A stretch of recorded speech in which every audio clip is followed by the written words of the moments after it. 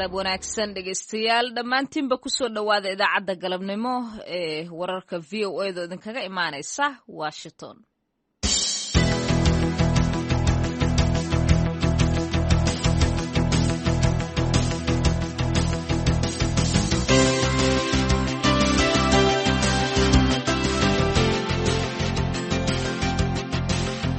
waa maalin arbaca ah oo 5 ay tahay bisha Janaayo sanadka 2022 waxaad naga dhageysanaysaan mowjadaha 16 iyo 19 mitirban iyo bogga internetka ee voasomali.com.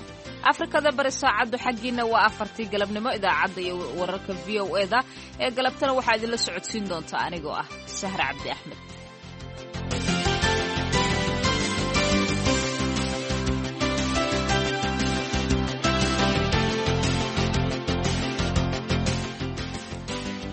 qodobada aad ku maqli doontaan idaacadeena galabta iyo wararka VOA da waxaa ka mid ah warbixin ku saabsan abaaraha ka jira gobolka Saaxil ee Soomaaliland.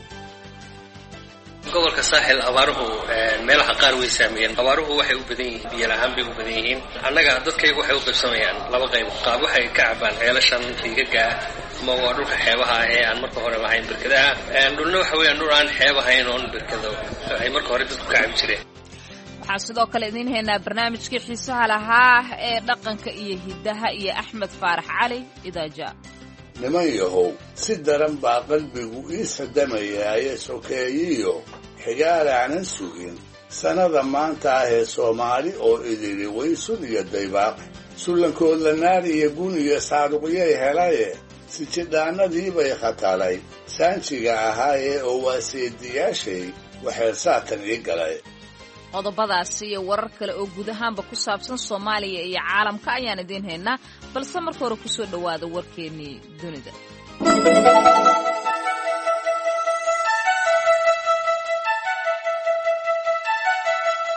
sida ay qortay wakaaladda wararka ee AFP ciidamada hubeysan ee Congo ayaa waxay sheegeen Arbacadii maantay ahayd inay dileen ugu yaraan 18 ka mid ah maleeshiyada iyagu dagaalka ku soo qaaday kuwaasi oo 2 ka mid ah askarta ciidamada ee dagaalka la galay ee Congona ku dilay bariga dalkaasi waxaana askartaasi la sheegay inay u dhinteen dhaawacii soo gaaray kadib. Generaal Afayeen oo ahaa ciidamada dalkaasi oo ku sugan gobolka koonfureed ee Kiev oo weerarkaasi uu ka dhacay ayaa sheegay in qayb ka mid ah ciidamada ay weerarkaasi ku soo qaadeen ayaga oo ku safrayay Talaadadii dhulka baadiyaha ah maleeshiyadaasi weerarka geysatay.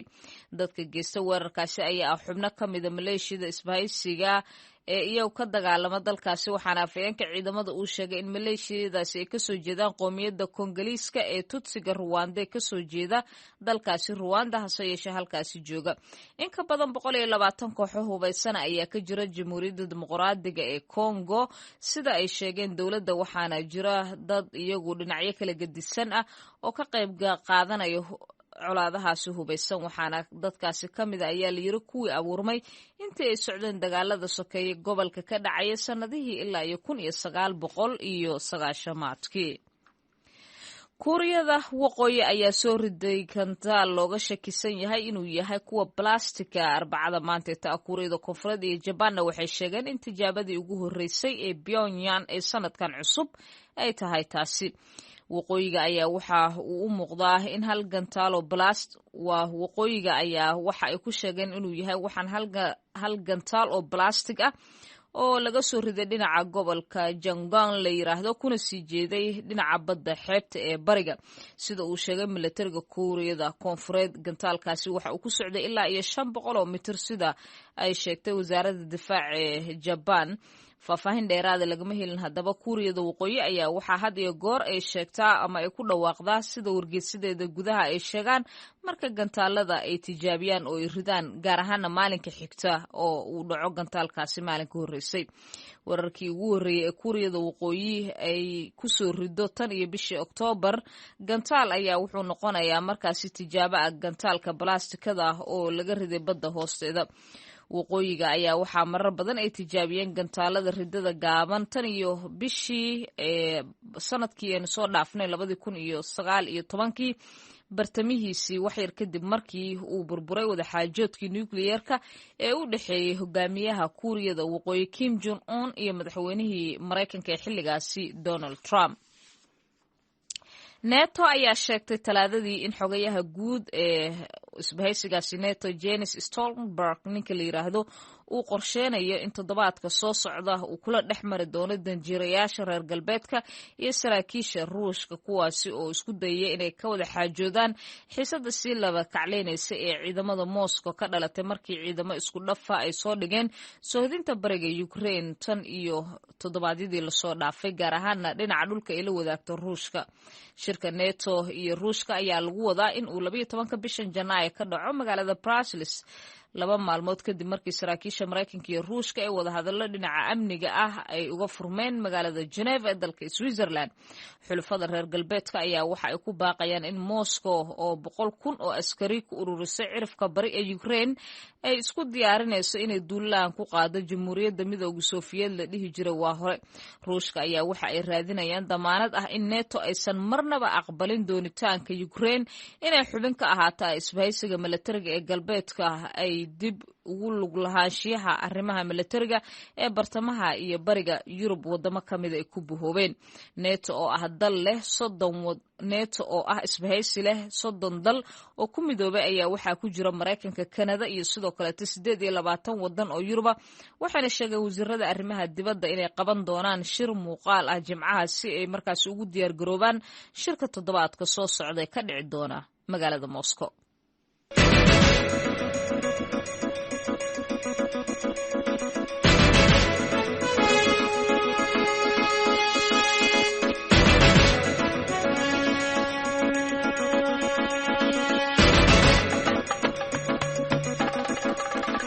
waa tahay galab wanaagsan xaggeennana subax wanaagsan. dabcan halkaasi aad naga dhegaysanaysaan waa idaacadda galabnimo ee laanta afka Soomaaliga ee VOA-da. aan ku horeyna madaxweynaha Mareykanka Joe Biden ayaa lagu wadaa in maalinta beri ee Khamiista ah uu ka hadlo arrimaha muhiimka taariikhiga ah ee weerarkii sanadkii tagay ee dhismaha Congress-ka ee Capitol Hill-ka ku qaadeen taageerayaasha madaxweynihii hore ee Mareykanka Donald Trump. khudbad lagu soo beegay sanad guurada koobaad ee weerarkaasi ayaa Biden waxa uu ka jeedin doonaa qol ku yaala aqalka Capitol Hill-ka iyadoo ay ku wehelin doonto madaxweyne ku-xigeenkiisa Kamala Harris. warbixin amuurtaasi ku saabsan oo VOA-du qortay waxaa noo soo koobayay Maxamed Bashiir Cabdiraxmaan. madaxweynuhu waxa uu doonayaa inuu ka hadlo xaqiiqda wixii dhacay oo ka duwan beenta ay dadka qaar faafinayeen iyo khatarta ay u leedahay sharciga iyo nidaamkeena dowladnimo ee dimuqraadiga ah, ayay tiri xogayaha warfaafinta ee aqalka cad Jen Psaki oo talaadadii wariyaasha la hadashay. waxaa kaloo uu xusi doonaa maalintaasi iyo ciidamadii geesiyaasha ahaa rag iyo dumarba kuwaasi oo 6 Janaayo u dagaalamay ilaalinta dastuurka iyo badbaadinta aqalka Capitol-ka iyo nolosha dadkii halkaasi ku sugnaa. dadaalkooda dartiis dimuqraadiyadeenu waxa ay ka guulaysatay kuwii xasaradoonka ahaa iyo in aakhirkii Congress-ku uu diiwaangeliyey rabitaankii dad ka badan 150 milyan oo qof oo codadkooda ka dhiibtay doorashadii madaxtinimada, ayay tiri. koox caraysan oo taageersanaa Trump ayaa ku xoomay fadhiga Congress-ka xilli ay sharci dejiyaashu ku kulmayeen gudaha dhismaha si ay u ansixiyaan natiijadii doorashada ee bishii November ee 2020 iyagoo ka awood batay ciidankii bilayska ee dhismaha ilaalinayay oo aad ay uga badnaayeen, waxaana ay burburiyeen daaqadaha kadibna ay gudaha u galeen dhismahaasi taariikhiga ah, taasi oo keentay in goobo badbaado ah loola cararo sharci dejiyaasha. saacada kadib oo ay hay'adaha sharci ilaalinta Mareykanka ee heer federaal iyo ciidamada militariga soo gaareen dhismaha ayay dib u hanteen maamulka xarunta Capitol, halkaasi oo mudanayaashu ay awood u yeesheen inay dhammaystiraan hawshoodii ayna ansixiyeen in Biden uu ku guulaystay doorashadii madaxtinimo. 4 qof ayaa ku dhintay weerarkaasi, waxaana ka mid ahaa askari bilayska ka tirsan oo dhintay maalintii xigtay. kooxda weerarka qaaday ayaa dhaawacay 12 sarkaal, waxaana bilihii la soo dhaafay weerarkaasi awgii u dhintay ilaa 4 sarkaal oo isdilay. Trump ayaa qorsheynayay inuu Khamiista shir jaraa'id ku qabto gobolka Florida, laakiin waxa uu sheegay talaadadii inuu baajiyay shirkaasi jaraa'id.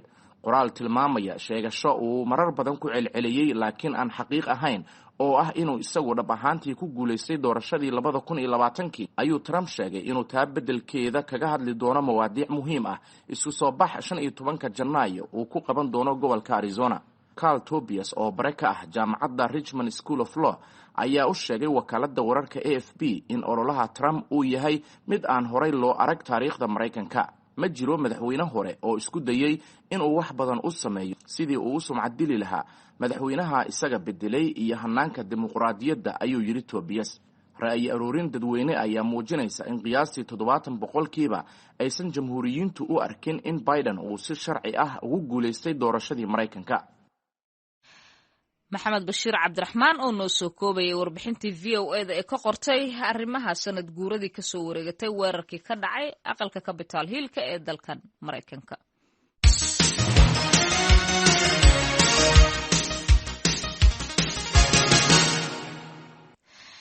khubaro dhinaca ammaanka ah ayaa sheegay in maleeshiya xiriir la leh ISIS ay u muuqdaan inay hadda qorsheenayaan weeraro dhimasho inay ka geystaan dalka Suuriya sanadkan 2022 ee haatan curtay. qiimeyntan ayaa timid kadib markii ay kortay dhaqdhaqaaqyada ISIS ee dalkaasi toddobaadyadii dhowaa, waxaana ay muddo 2 jeer weerar ka geysteen bariga iyo bartamaha dalkaasi Suuriya, sida wariyaha VOA-da uu warbixintan ku soo diray islamarkaasina uu u diyaariyey laantani VOA-da. Falastiin Axmed Iimaan ayaa soo jeedinaysa. gelinkii dambe ee xaddii 5 ka mid a askarta dowladda Syria ayaa lagu dilay, 20 kalena waa ay ku dhaawacmeen weerar ay kooxda ISIS ku qaadeen bas maraya waddo weyn oo dhex marta lama degaanka Syria, sida ay warisay wakaalada wararka ee Sanaa ee dowladda Isniintii. kooxda ISIS ama sida loo yaqaan Daesh ayaa la sheegay inay weerarkaasi u adeegsadeen gantaal weyn oo ay ku bartilmaameedsadeen ciidamada dowladda. isla maalintaasi kooxdani waxay sheegatay mas-uuliyadda weerar kale oo ka dhacay bar control oo ay joogeen ciidamada ay Mareykanku taageeraan ee loo yaqaan ciidamada dimuqraadiyadda Syria oo ku sugnaa gobolka Deir el-Zour. saraakiisha SDF ayaa u xaqiijiyay weerarkaasi warbaahinta gudaha, balse waxay sheegeen in aanay wax waxyeello ah dhinacooda ka soo gaarin weerarkaasi. Colin Clark waa cilmi baare ka tirsan hay-adda Southern Center ee fadhigeedu uu yahay magaalada New York, isagoo VOA-da la hadlayana waxa uu yiri, tani waxay noqon kartaa in kooxdani ay dib madaxa u soo qaadayso si tartiib ah bilaha soo socda. inkastoo ay lumiyeen dhammaanba dhulkii ay mar gacanta ku hayn jireen maleeshiyaadka ISIS, waxay weli sii wadaan in ay geystaan weeraro waaweyn oo ka dhana Syria iyo Ciraaq. sida ay xaqiijiyeen kooxda la socodka arrimaha Syria ee xuquuqda aadanaha, ugu yaraan 600 oo qof ayaa lagu dilay weeraro dhowr ah oo ay kooxda ISIS ka geysatay dalka Syria. madaxa kooxda Rami Cabdiraxmaan ayaa VOA-da u sheegay in ISIS ay sii ahaan doonto caqabad dhinaca amniga ah oo ka soo horjeeda ciidamada Syria sanadka cusub ee hadda bilowga ah. warbixin sanadeedka kooxdan oo Isniintii la soo saaray ayaa lagu sheegay in kooxda SDF ay qaadeen 115 howlgal oo dhinaca ammaanka ah, kaasoo ka dhan ahaa kooxda ISIS ee dhinaca waqooyi Syria ku sugan sanadkii 2021. weeraradan ayaa loo qaaday si madax bannaan iyo si ay Mareykanku taageerayeen, waxaana laga soo horjeeday kooxda ISIS sida ay SDF lafteeda soo warisay. dhinaca kalena isbahaysiga militariga ee Kurdiyiintu hogaamiyaan ayaa sheegay in howlgalladii sanadkii hore ay fuliyeen ay sababeen in la burburiyo in ka badan 90 unug oo argagixiso, lana soo xiray ilaa iyo 800 oo xubnood oo ISIS taageersanaa. cilmi baare Clark ayaa sheegay in qaabkii ammaanka gudaha ee dhulka Syria uusan waxba hadda iska bedelin, isagoo yiri, ISIS waxay leedahay cadow badan, SDF iyo dowladda Syria taasina waxba iskama bedelin. qof walba hadda waxa uu ka soo horjeedaa ISIS, taasoo ay kooxda u adeegsadaan hadda dacaayadahooda si ay ciidamo badan u qortaan, niyadoodana ay sare ugu qaadaan. Clark ayaa intaasi ku daray in kooxda ISIS ay hadda caqabadii ku horgudban tahay, taasoo ay ka mid tahay inay helaan kaalin ay ku soo muuqdaan muddo kadib. warbixintii wariyaha VOA-da Sirwan Kaajo uu soo diray ayay taasi ahayd. Falastiin Axmed Iimaan ayaase nala socodsiinaysay.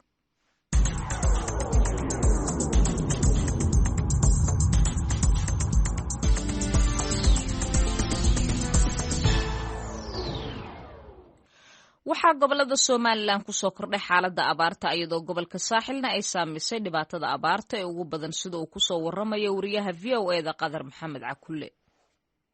gudoomiyaha gobolka saaxil axmed maxamed xaashi ayaa u sheegay VOA in qaybo ka mida gobolka saaxil ay haatan ka jirto xaalad abaareed gaar ahaan biyo la'aan. gudoomiyaha oo warramaya idaacadda VOA-da ayaa sheegay in xaalad abaareed oo dhinaca biyo yaraanta ahi ay ka jirto soona food saartay gobolka saaxil. gobolka saaxil abaaruhu meelaha qaar way saameeyeen. abaaruhu waxay u badan yihiin qadar oo soo socota iminka biyo la'aan bay u badan yihiin. annaga dadkaygu waxay u qaybsamayaan laba qayb. qaab waxay ka cabaan ceelashan riigaga ma waa dhulka xeebaha ee aan marka hore lahayn berkadaha. dhulna waxa weeyaan dhul aan xeeb ahayn oon berkado ay marka hore dadku ka cabi jireen. marka kuwaasi ayaa culays ku soo kordhay oo dadkii meelaha kale ka yimid kusoo guureen. marka horena roobka sanadkiiba uu yaraa roobka laftiisuna. marka tii waxay keentay roob yaraantii iyo dadkii soo kacayba inay berkadihii dhammaadaan. marka waanigii ugu qeynayay guddida ka hortagga abaaraha ka shaqaysa ee lahaa wax la soo gaadha dadka. marka dadkaasi gurmad bay u baahan yihiin.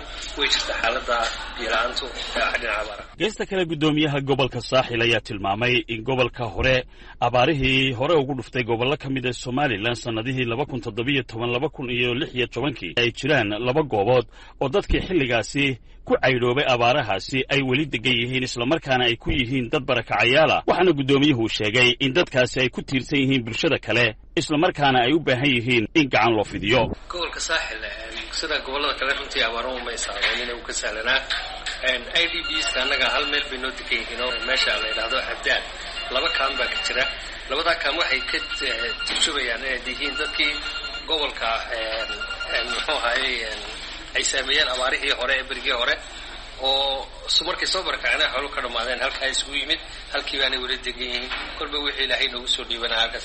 bilihii ugu dambeeyey waxaa soo kordhayay duruufo abaareed oo ku dhuftay qaar ka mid ah dadweynaha ku nool gobollada bari ee somalilan, iyadoo inta badanna xogaha iyo wararkaasi ay tibaaxayaan in dhibaatada ugu badani ay ka haysato bulshada reer guuraaga ah dhinaca biyola'aanta. waxaana jira meelo ka mida gobollada bariga somalilan oo bilihii ugu dambeeyeyba ku tiirsanaa biyo dhaamis ay qaybaha bulshada ee kala duwani u gurmanayeen. khadar maxamed cakulle, VOA, Hargeysa. waa hagaag qadarow aad iyo aad ayaad u mahadsan tahay. isla arrimaha somalilan ayaan ku guda jirnaayo. guddoomiyaha xisbiga mucaaradka ee wadani xirsi cali xasan ayaa maanta looga yeeray xarunta dambi baarista ee hargeysa. guddoomiyaha xirsi cali xasan weeyaane wuxuu u sheegay VOA-da in wax laga weydiiyey dhaliilo uu dhowaantan u jeediyey madaxweynaha somalilan muuse biixi cabdi. dhinaca kaleetana taliska guud ee ciidamada booliiska ayaa iyaguna ka gaabsaday in ay sharciga u gogol yahay islamarkaasina ugu yeeri karaan muwaadin kastaba. waa sida ayaga ku gaabsadeen. warkan waxaa mar kale hargeysa kasoo diray wariyaha VOA-da ee halkaasi qadar maxamed cakulle. gudoomiye xirsi ayaa u sheegay VOA in halkaasi lagu weydiiyey su'aalo la xidhiidha shir jaraa'id oo uu dhowaan ku dhaliilay madaxweynaha somalilan muuse biixi cabdi. gudoomiye xirsi cali xaaji xasan ayaan weydiiyey cidda u yeedhay. waxay ila soo xidhiidhay sarkaalka haysta xarunta dambi baarista CID-da oo la yidhaahdo axmed gaashaanle sare axmed. waa qoraal buu soo qoray inaan imaado, kadibna waan u tegey saako 10 sano subaxnimo badantooda ay qabteen. runtii waa dhacda ku cusub somalilan in guddoomiyaasha xisbiyada looga yeedho CID-da ama hay-adaha baarista u yeedhaan, laakiinse annagu sharciga u hoggaansamayna waanu tagnay. waxay weydiiyeen su-aalo aan u arkayey inay tahay su-aalo aan sax ahayn. ay ka tahay maxaad waa hadasho waxaad wixii sharci darraa diida. dee wax la yaab labay ahayd inay booliska oo sharciga ilaalay weydiiyaan sharci darrada diida. dee imankaadan leeyahay sharci darro dalka lagama ogola. waxay weydiinayeen madaxweyne waan ku dhaliilay oo tilmaamay hanaanka sharcinimo in uu shuruudihii looga baahnaa dastuurka qaar ka mida ay meesha ka maqan yihiin. markaa ma ballan kalaa jira mise intaasay ku dhammaatay? waxay u muuqatay inay tahay caburin iyo cagajuglayn isleeyahay xisbiyada iyo dadka muwaadiniintaaba loogu hanjilayo inay ka hadlaan oo runtii aanu leenahay waa qalab la dhaliilaya. waxaan u haysanaa liisan inaanu dhaliilo, sharci baanu u haysanaa inaanu dhaliilo, inaanu wax ka sheegno. geesta kale taliska guud ee ciidanka booliska somalilan oo aan la xidhiidhay si aan arrintan wax uga weydiiyo ayaa ii xaqiijiyey yeedhmada guddoomiyaha xisbiga mucaaridka ee waddani ee xarunta dambi baadhista ee magaalada hargeysa looga yeedhay maanta. balse markii arrintaasi aan wax ka weydiiyey taliska guud waxa uu ku gaabsaday in ciidanka boolisku sharcigu u oggol yahay in cid kasta ay u yeedhaan islamarkaana su'aala weydiin karaan waxaanay ka gaabsadeen inay faahfaahin ka bixiyaan arrintan. geesta kale madaxtooyada somalilan ayaan weli ka jawaabin shirka jaraa'id ee dhowaan guddoomiye xirsi uu ku dhaliilay madaxweyne muuse biixi. khadar maxamed cakulle, VOA, Hargeysa. magaalada muqdishona waxaa maalintii saddexaad ka soconaya shirka golaha wadatashiga qaran oo ay ka qaybgalayaan madaxda federaalka iyo maamul goboleedyada. shirkaasi ayaa maanta waxaa la sheegay in madaxda ay ka sameynayaan la tashi bulshada rayidka dhexdooda. dhinaca kaleetana waxaa isu soo taraya baaqyada loo jeedinayo hogaamiyaasha beesha caalamka ee salka ku hayso dhibaatooyinka hakiye doorashada iyo sida loo dardargelin karo. wariyaha VOA da magaalada muqdisho Seenab Abuukar Maxamed ayaa haddaba warbixintan nooga soo dirtay halkaasi. bismillahi raxmaan raxiim. magacaygu waa xildhibaan cabdibare yuusuf jibriil oo ka tirsanaa baarlamaankii 9aad. marka su-aasha aad weydiisay haddii aan ka jawaabo waxa weeye shirkan horta halkan ka socda waa shir looga hadlahayo danta soomaaliya looga hadlahayo, waana muhiim sideeda shir arrimaha Soomaaliya looga hadlayo. mar haddii laga hadlo macnaheedu waxa weeye aan heshiino, aan wada hadallo waa aan heshiino. mar haddii la wada hadlana wuxuun baa ka soo baxaya. marka waxaan rinkan rajaynayaa shirka inuu noqdo shirkii u dambeeyey oo miro dhal ah, oo waxyaabaha khaldamay oo doorashooyinka hore ka khaldamay in horta lagu saxo midkan. magacayga waxaa la yidhaahdaa garyaqaan sare Dr. Mukhtaar Nuur Abuukar. waxaan rabaa inaan ka hadlo arrimaha socdo doorashooyinka dalka. anigu waxaan qabaa fikir ahaan in haddii maanta noqoto talada ka soo baxdo talo wanaagsan in dalka lagu badbaadi doono ay noqon doonto taariikh oo la xuso.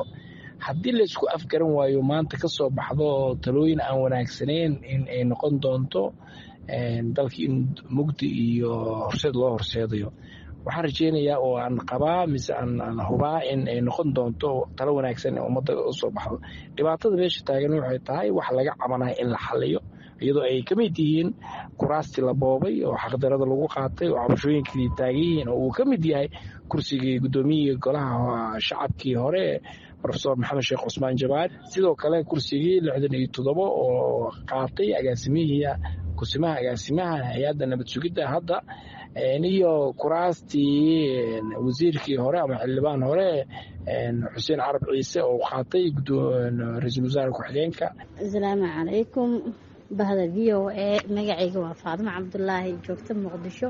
haddii aan aragtideeda iyo fikirkayga aan ku cabiro shirka ka socda Muqdisho, ajandihiisa sida lasoo bandhigay haddii aan u raacno waa go-aan hore loo gaaray, wax macnaa uu soo kordhinayana ma jirto.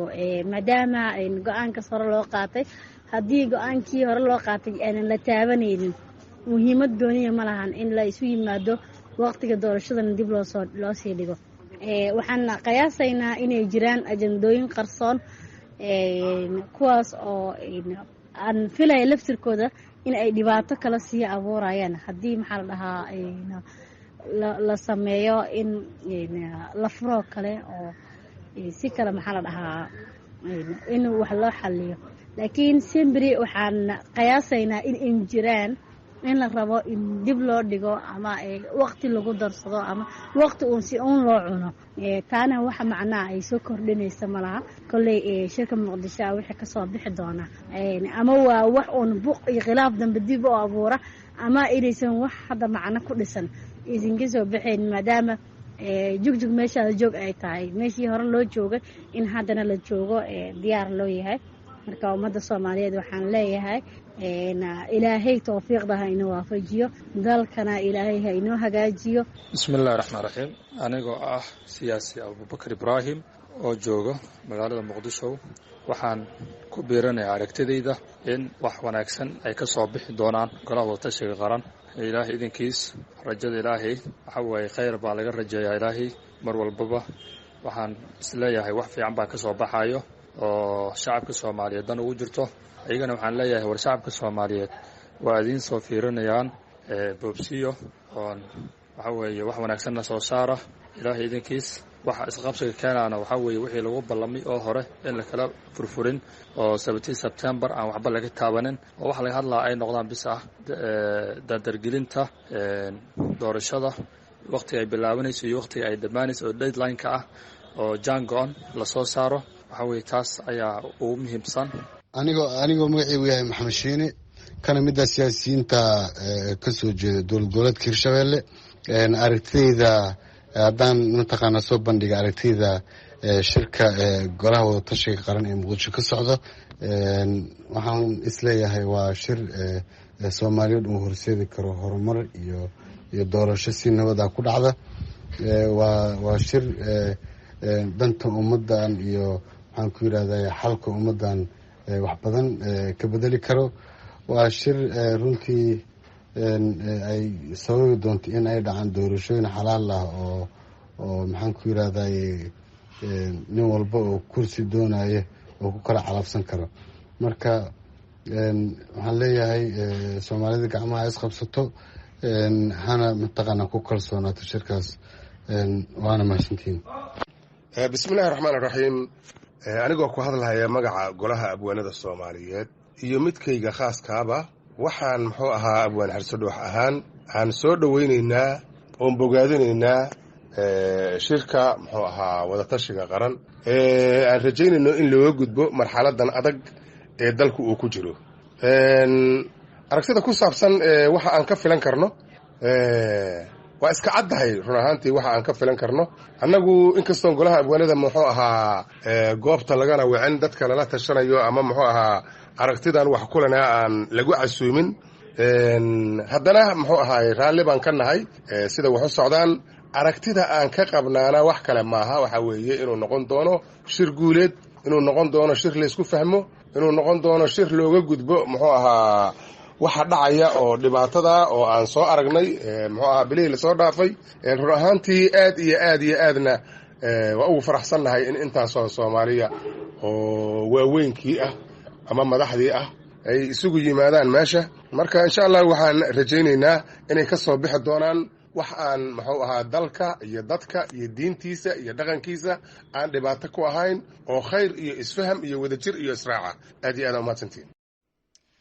cododkaasi waxa ay ka mid ahaayeen waxgaradkii ay la kulantay wariyaha v o eda seenab abuukar maxamed oo nooga soo dirtay magaalada muqdisho kadib shirka halkaasi uga soconaya madaxda federaalka iyo kuwa maamul goboleedyada. markana dhinacii heesaha.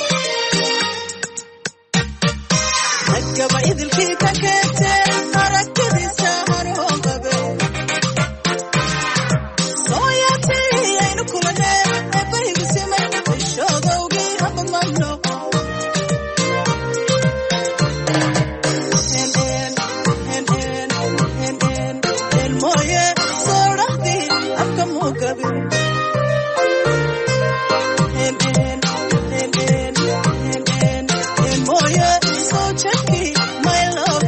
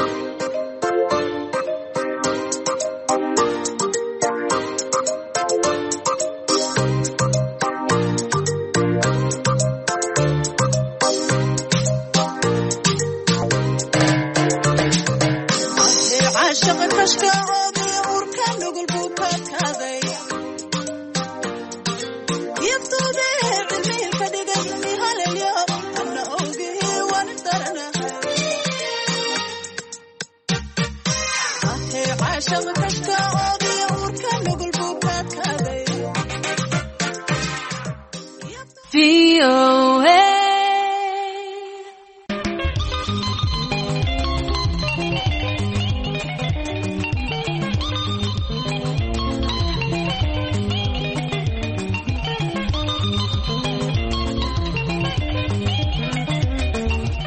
markale galab wanaagsan dhegeystayaal halkaasi aad naga dhegeysanaysaanna waa Washington qodobo dhowr ayaa idinku soo socda xubintii dooda gaaban iyo barnaamijkii dhaqanka iyo hidaha ayaa ka mid ah balse marka hore ku soo dhawaada warkeeni dunida oo aan dib idin maqashiyo asaga oo ka kooban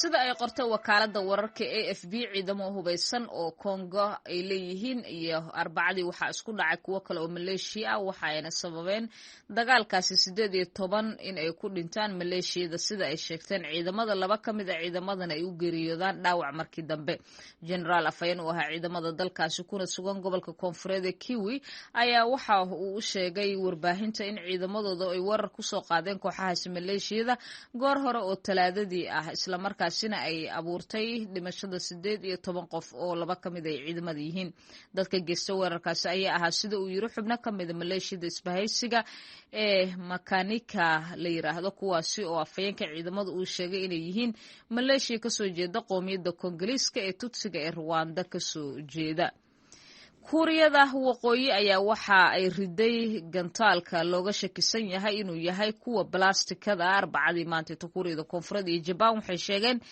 in tijaabada hubkaasi uu yahay kii ugu horeeyay ee Pyongyang ee sanadkan cusub samayso waqooyiga ayaa waxa uu muuqdaa hal gantaal oo plastic ah in ay riday isla markaasina gobolka Jangan ay ka riday iyadoo sidoo kale tana ku riday dhinaca badda hoosteeda sida uu sheegay militariga Kuuriyada Koonfureed gantaalkaasi ayaa ku socday ilaa 500 mitir sida ay sheegtay wasaaradda difaaca ee Japan sidoo kale NATO ayaa waxa ay sheegtay talaadadii in xogayaha guud ee isbahaysigaasi NATO uu qorsheenayo in talaadada toddobaadkan soo socda uu kulan uu dhexmaro danjirayaasha reer galbeedka iyo saraakiisha Ruushka si ay markaasi isugu dayaan inay qaboojiyaan xiisada ka dhalatay ciidamada Moscow ee soo dhoobtay xadka amaba soohdinta halka loo yaqaan Ukraine ee dhinaca bariga ay kala wadaagto Ruushka shirka golaha NATO ee Ruushka ayaa lagu wadaa in uu 12 bishan uu ka dhaco Brussels laba maalmood kadib marka saraakiisha Mareykanka iyo kuwa Ruushka ay wada hadallo amniga looga hadlayo ay uga furmaan magaalada Geneva ee dalka Switzerland xulafada reer galbeedka ayaa waxa ay ku baaqayaan in Moscow oo 100,000 oo askari ku ururisay cirifka bari ee Ukraine ay isu diyaarinayso inay duulaan ku qaado Jamhuuriyadda Midowga Sofiyeed wixii la dhihi jiray waqti hore Ruushka ayaa waxay raadinayaan damaanad ah in NATO aysan marnaba aqbalin codsiga Ukraine ee ah ee ka mid noqoshada isbahaysigaasi ee reer galbeedku isla markaasina waxaa dhinaca kaleeto NATO oo ah wadan isbahaysi 30 wadan ay ku jiraan oo Mareykanka iyo Kanada iyo 28 dal oo Yurub uu yahay ay sheegeen in wasiirada arrimaha dibadda ay qaban doonaan shir muuqaal ah oo Jimcaha ay ugu diyaar garoobayaan shirarka toddobaadka soo socda ee Moscow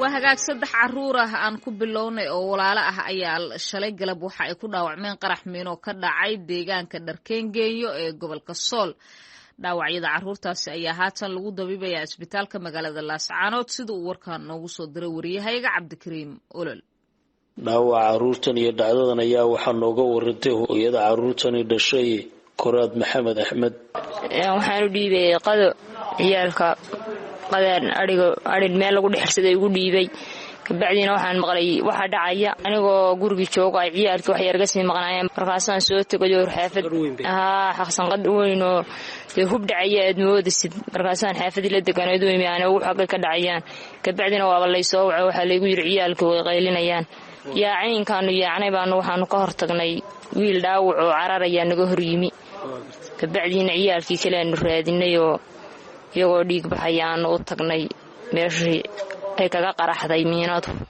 adu guriga kama fogeyn saddexdaba anaa dhalay. da'dooda intee bay kala jiraan? mid waa 7 jir, midna waa 9 jir, 9 jir buu ku jiraa.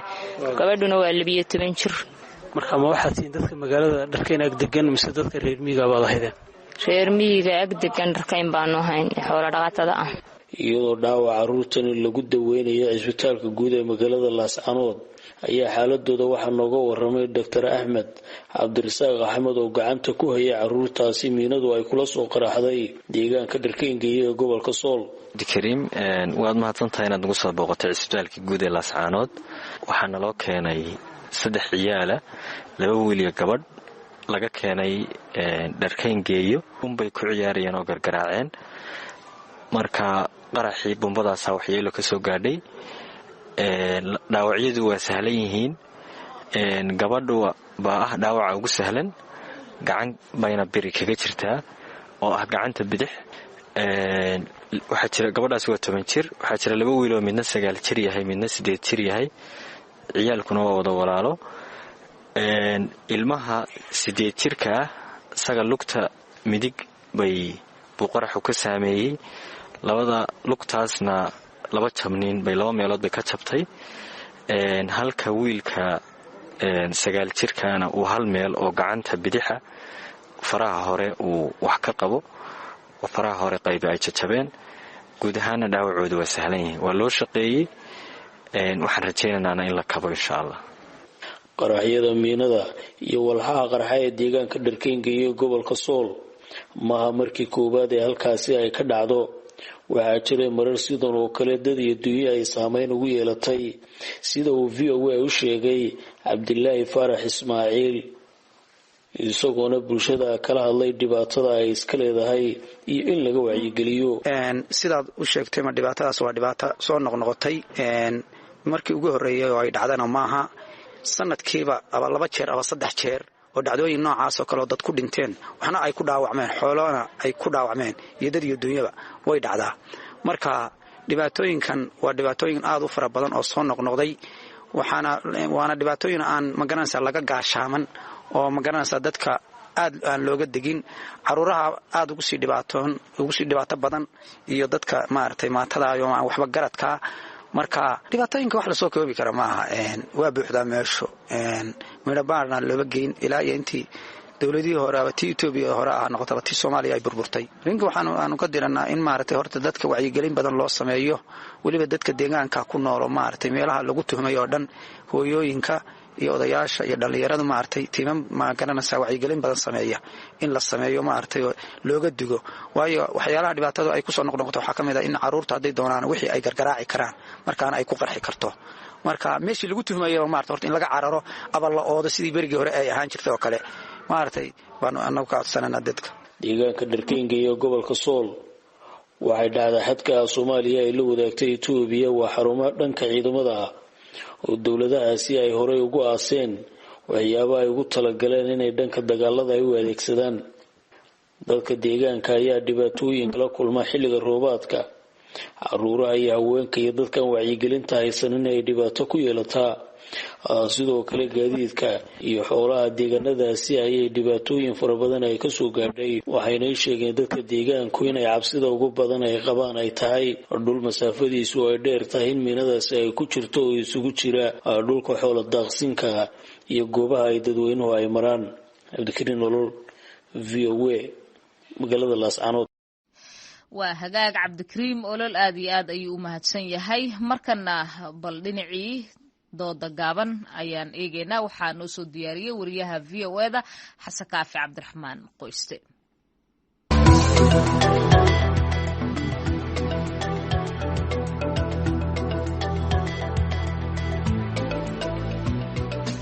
magaalada Muqdisho ayaa waxaa ka soconaya shirka golaha wadatashiga qaran ee looga arinsanayo arrimaha doorashooyinka, kaas oo ay ka soo wada qayb galeen dhammaan madaxda maamul goboleedyada dalka. waxaana shirkani uu ku soo aadayaa xilli khilaaf ba'ani uu ka dhex taagan yahay madaxweynaha iyo ra'iisul wasaaraha.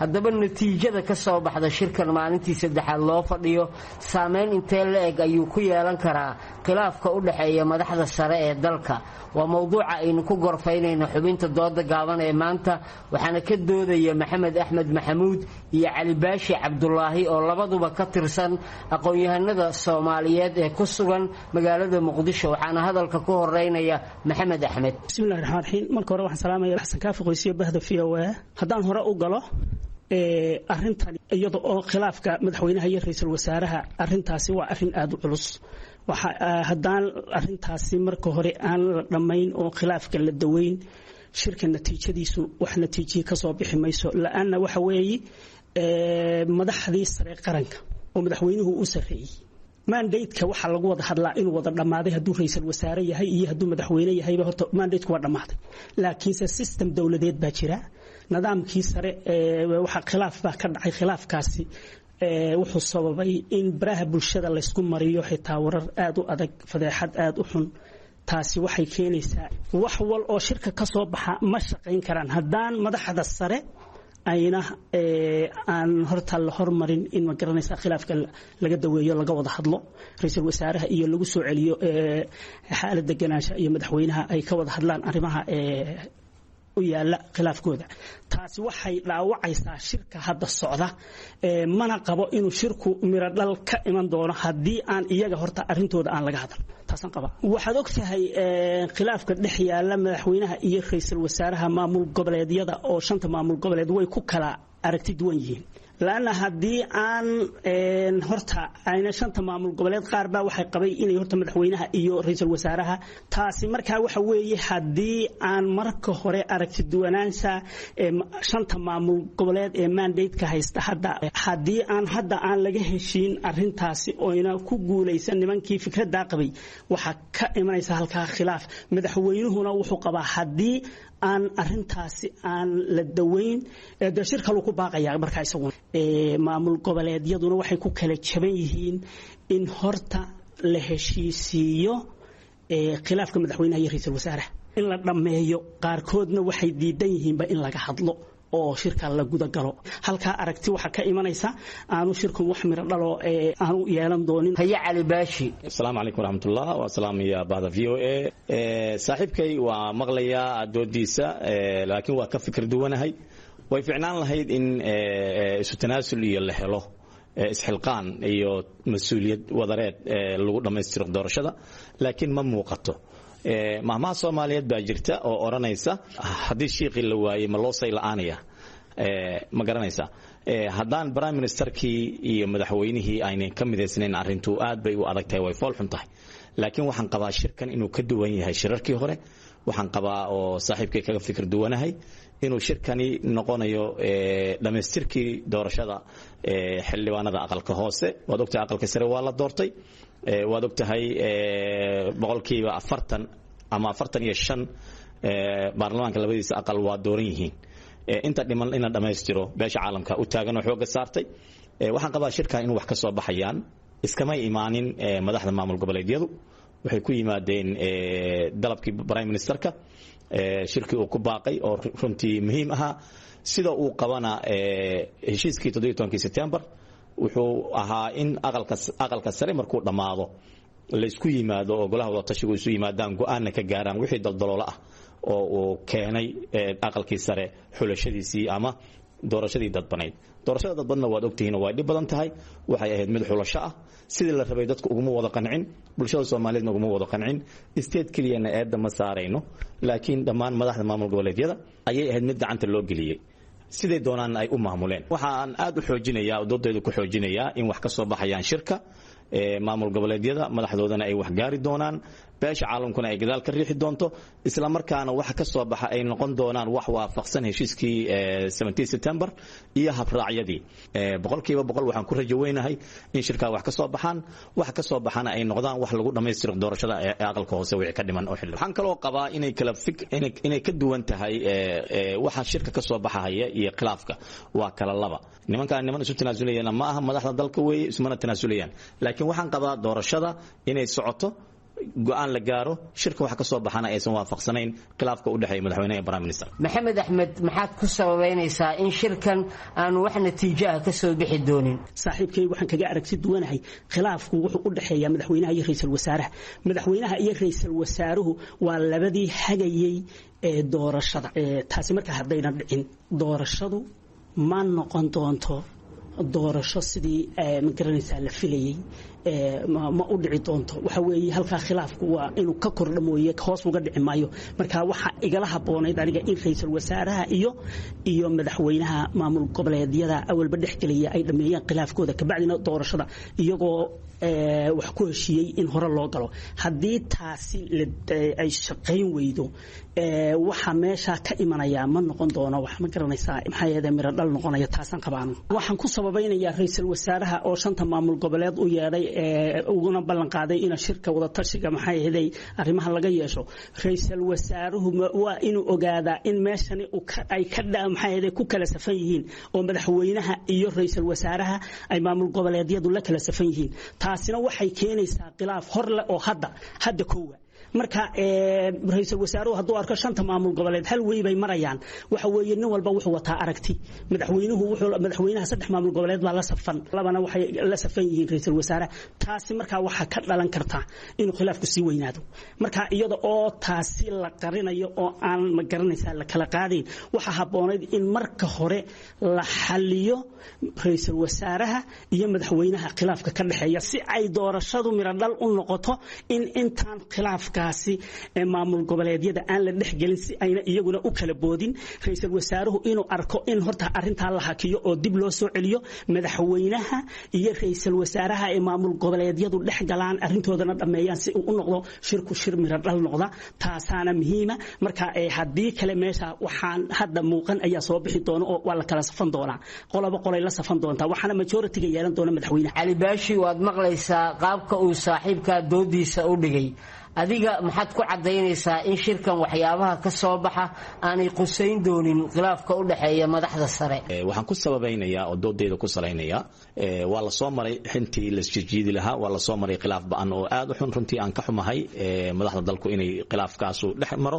shirka waxaan ku sababaynayaa iyadoo ay jiraan dadaalo aad u xoog badan oo ay wadaan beesha caalamku iyadoo ay jiraan isfaham xog hoose oon helayno cadaynayso in isfaham hoose ay ka gaareen maamul goboleedyadu dhamaystirka doorashada inay si guud prime ministerku xooga u saaray in la soo gabagabeeyo doorashada ay muuqato inay dhammaantood si buuxda shirkaas inuu guulaysto ay xooga u saarayaan isla markaana daal badan iyo la soo maray iyo ma garanaysaa dhib badan la soo maray xaragjiid badan iyo daal badan la soo maray isla markaana la doonayo in la soo gabagabeeyo iyadoo laga feejignaanayo xaaladda amniga oo maanka lagu hayo amniga dalka oo maanka lagu hayo khilaafaadkan inaysan dalka sababin dhibaatadii hore aysan dib ugu celinin. arinta kale shirkani waxaan qabaa inay wax ka soo baxayaan wax ka soo baxana ay noqon doonaan wax dhamaystira doorashada aqalka hoose sidaana lagu dhamaystiri doono labadii aqal isla markaana wax ka quseeya aysan jiri doonin khilaafka madaxweynaha iyo prime ministerka. intaas ayaynu dhagaystayaal ku soo koobaynaa xubinta dooda gaaban ee maanta oo igala qayb galeen maxamed axmed maxamuud iyo cali baashi cabdulaahi oo labaduba ka tirsan aqoon-yahanada Soomaaliyeed ee ku sugan magaalada Muqdisho. tan iyo kulanti dambe nabadeey.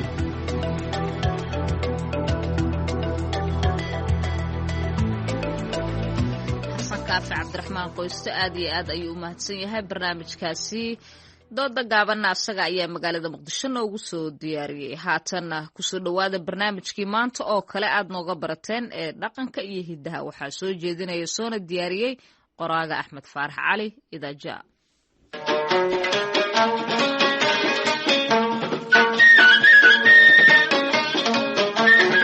waa barnaamijkii dhaqanka iyo hiddaha ee laanta af soomaaliga ee v o a-da.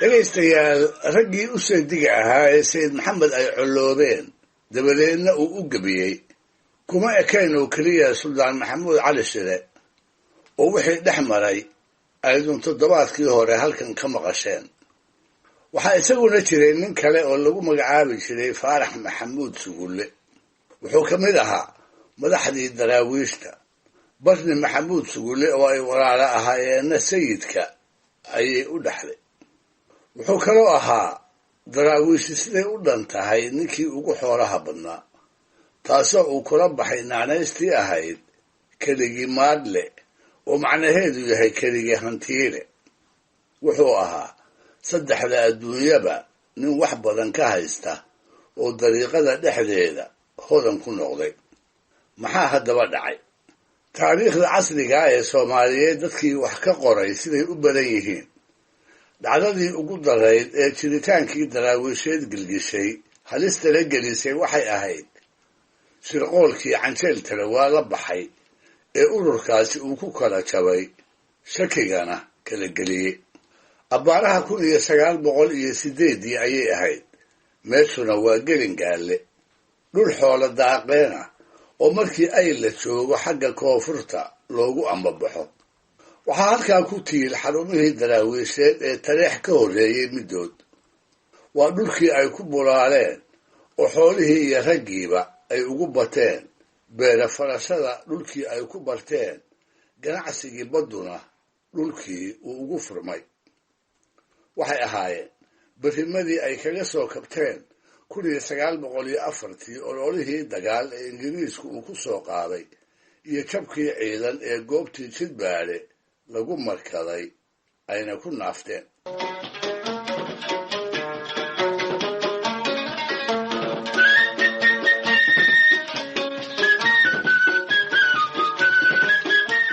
iyaga oo ladnaantaas qaba qarannimana isbiday ayay gumaysigii ingiriiska iyo kii talyaaniga oo wada jiraa shirqool ba'an u maleegeen waxay kordhiyeen dagaalkii xagga dacaayadda ee magaca wadaadka lagu bi'inayey si ciidanka u jidbaysan looga kala eriyo culimmadii qaarkeed ayay abaabuleen gaar ahaan qaadiriyadii awalba sayidka kula colka ahayd dariiqada saalixiyada inuu dalka soo geliyey kuwaas iyo rag horey daraawiish uga fakaday oo cabdalla shixiri ugu weynaa ayay inta isku dareen waxay u direen maka oo xarun u ahayd sheekh maxamed saalax wadaadkii uu sayidku ijaasada ka haystay ee magaciisa uu ku dagaalami jiray halkaas markay tageenba intay sheekhii hor fadhiisteen bay sayidkii ku dacweeyeen wax uu falay iyo wuxuu safarinna uga wada sheegeen dabadeedna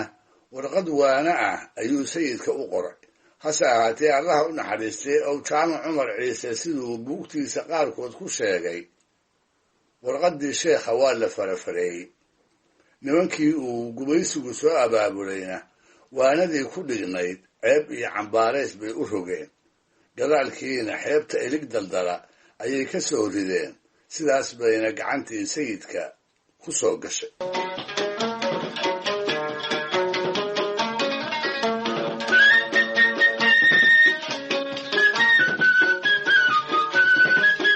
waa tahay wax ku qasbay iyo cid kula talisay toona garan maynee warqaddii caynkaas ahayd sayidku ma uu qarin daraawiish ayuu u bandhigay wuxuuna ugu celceliyey in sheekh maxamed saalax loo sheeko xumeeyey hase ahaatee rag awalba bukay ayaa taa u arkay ururka iyo hoggaamiyahaba sabab ay ku wiiqi karaan raggaas baa waxay shir ku qabsadeen geed canjeela oo ku yaal tog aan xarunta ka fogeyn kobtaas bay dhowr maalmood fadhiyeen iyaga oo ka arrinsanaya haddiiba sheekhiisii uu iska beri yeelay waxa ay sayidka ka yeelayaan aandillo rag baa ku taliyey aynu meel ku xirro taladana kala wareegno kuwo kale ayaa soo jeediyey aan xaruntaba u bannayno oo ka wada dhaqaaqnana qaar kale ayaa yidhi laakiinse ka hor saddexdaas talo intii aan midnaba lagu dhaqaaqin ayuu sayidkii nabad sugiddiisa ayaa indha iyo dhaga badnayde qorshihii afgembiga ka war helay dabadeedna nimankii canjeelka ku shiray waxay noqdeen wax la dilay wax inta la qabtay la xirxiray iyo kuwo baxsaday raggii haddaba baxsaday shirqoolkana waayeelka ka ahaa waxaa ugu weynaa faarax maxamuud sugulle oo faarax dacay lagu naanaysi jiray sidaan soo sheegayna uu sayidku walaashii qabay. maalmo yar kadibba dhankii ingiriiska iyo berbera ayuu ka dhacay. haddiiba faarax wuxuu bilaabay inuu ururiyo ciidan uu sheegay inuu sayidka kula dagaalami doono, taasoo maamulkii ingiriiskuna uu ugu bogay inuu ku taageerayana uu ugu ballanqaaday. isla shirqoolkaas taxaq qurux badan oo uu ka tiriyey ayuu sayidku magaca faarax ku soo qaaday, isaga oo haaraamaya, inoona sheegaya inuu cidlo ka maagaye aanay jirin sabab uu ula coloobo iyo wax uu u dhibay tooni. waxaa tixaha ka mid ahaa, niman yahow, si daran baa qalbigu ii sadamayaaye sokeeyiyo xigaalaanan sugin sannada maanta ahee Soomaali oo idili waysun iyo daybaaqe. sullankoodla naar iyo gun iyo saaruqyay helaye sijidhaanadii bay khatalay saanjiga ahaaye oo waa seediyaashay waxay saatan ii galay. sarannama dhex ool faaraxii seerigaa xulaye ibliis baa sallaan kula degoo saaxil kuu diraye sucdi haddii uu leeyahay kufriga uma sujuudeen.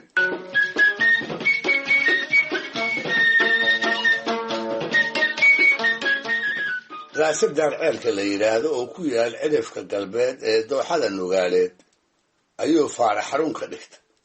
hase ahaatee isaga oo haba yaraatee aan weli wax duulaana qaadin ayuu geeriyooday. koox daraawiisha oo beledweyne kormeer ugu socota ayuu sayidku kula ballamay waabarkii intii aanay anbabixin inay soo maraan.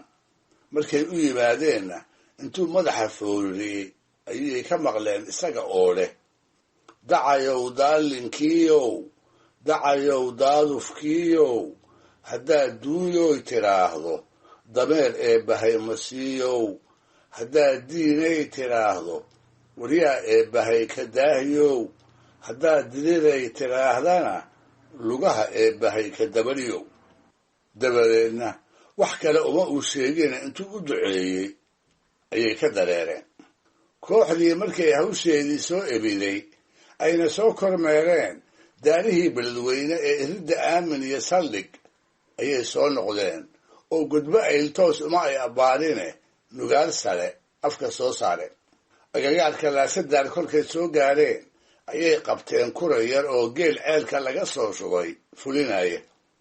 hadday cabsiiyeen oo u cagatugleeyeenna wuxuu u sheegay maalintaas war ay maqlaan kii ay ugu jeclaayeen.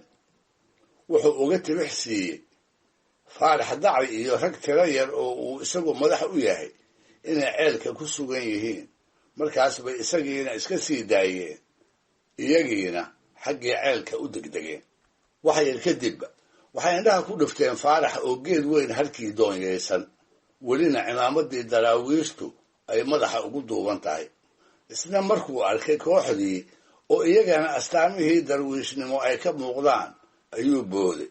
waxaase dabartay cimaamadii madaxa ugu duubnayd oo inta ka dhacday lugaha isaga martay. taasna odayadii daraawiisheed ee aanu soo gaartay waxay ku macnayn jireen inuu ku dhacay habaarkii la aqbalay ee sayidku uu faarax ka daba diray kadib markuu daraawiish ka fakaday. si kastaba ha ahaatee maalintaas ayuu faarax geeriyooday, isaga oo eersaday xabado afsaar ah oo kooxdii daraawiishta ahaydi ay la heshay, isaga oo weli dhulka yaal, cimaamadiina ku dabran.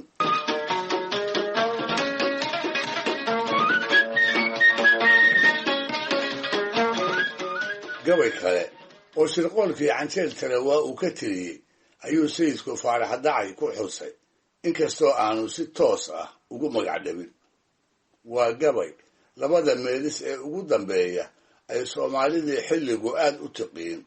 labadii meelis ee ahaa, hadday seedinimo door ahayd, dacay nijaaseeye, ha laysdilo, dagaal waxaan ahayn, daawo lagu waaye. dhegaystayaal, barnaamijka dhaqanka iyo hidduhu maanta halkaa ha inoo joogo. waa inoo toddobaadka soo aadan iyo ku kale hadduu eebba idmo.